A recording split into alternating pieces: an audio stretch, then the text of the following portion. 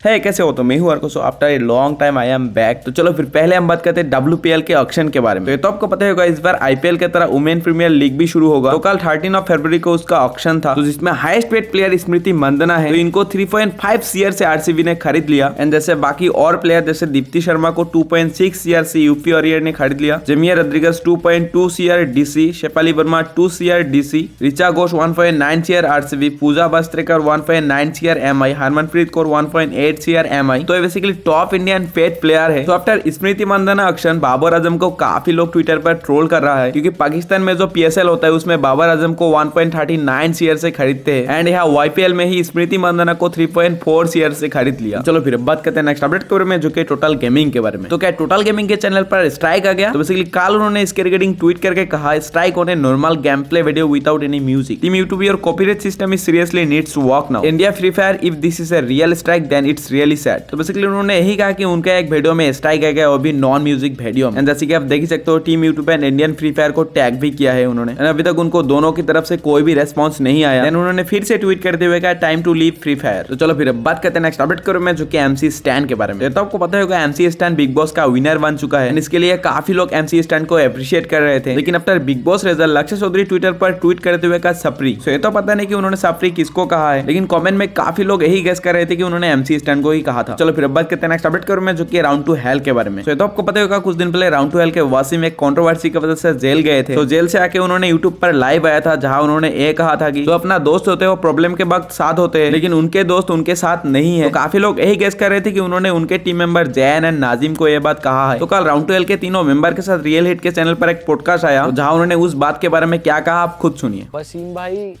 को जेल जाना पड़ा था भाई, बहुत ही भाई ने आकर बात भी करी थी उसके बारे में।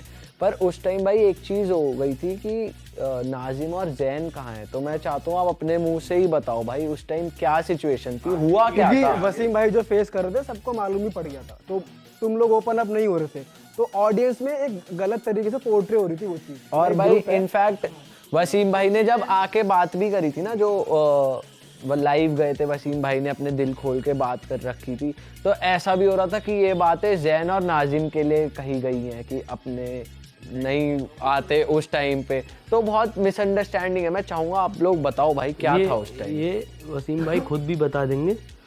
और वसीम भाई मैं चाहूँगा आप ही क्या बोले मैं तो, अगर मैं बताऊं, मैं क्लियर बताऊं तो ऐसा मतलब जैसे दिखाया गया था, या वो लोग खुद मतलब निकाल लेते हैं। हम लोग क्या है ज़्यादा क्लियरिटी नहीं देते सोशल मीडिया या उस पर आके, है ना। और वही चीज़ लोगों को खुद सवाल बनाने पे वो करती है ना। तो ऐसा कुछ था ही नहीं। हम वसीम भाई के कनेक्शन में कनेक्ट थे बिल्कुल, या हमारे कनेक्ट में थे, फैमिली पूरी कनेक्ट में, है ना।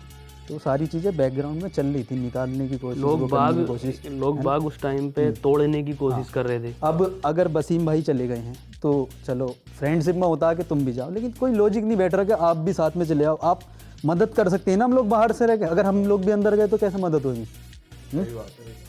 तो ये था, ऐसा कोई वो नहीं था। वो तो फिर फैंस या किसी इन्होंने गलत वो ले लिया उसका। तो उस टाइम थी क्या सिचुएशन एग्जैक्टली? उस टाइम पे यार सिचुएशन का क्या बताएं, देख फैमिली डिस्टर्ब थी। जब डिस्टर्ब होती है कितना डिस्टर्बेंस हो जाता है उस टाइम पे, है ना।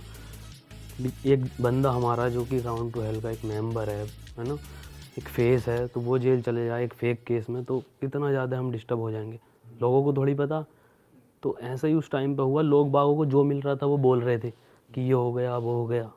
तो मतलब उस टाइम पे आप लोग बाहर से हेल्प कर रहे थे, एक्चुअली टच में थे इनकी फैमिली के साथ, और इनकी फैमिली आपसे टच में थी भाई पूरा डे वन से।